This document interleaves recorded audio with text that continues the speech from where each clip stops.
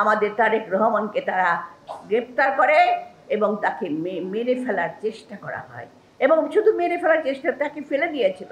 তিনি কোনো মতে আল্লাহর রহমতে, আল্লাহর ইচ্ছায় তিনি বেঁচে গেছেন।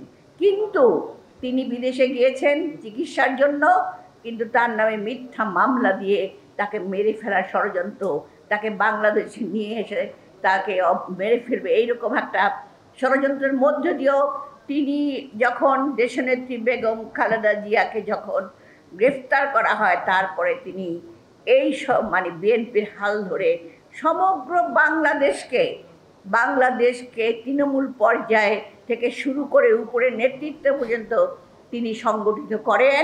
বিএনপি একটা দল হিসাবে সারা বাংলাদেশে আন্দোলনের মধ্য দিয়ে সেই একদম নিচু থেকে উঁচু পর্যন্ত একটা নাম ছিল, একটা বিশ্বাস ছিল যে বিএনপি বলতে হাসিনা সরকারের আতঙ্ক ছিল।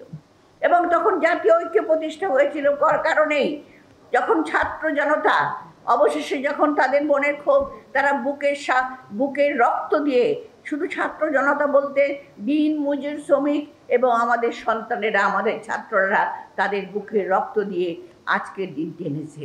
5ই আগস্ট অবশেষে শেখ হাসিনা, সেই দানবীয় সরকার পালিয়ে গেছে।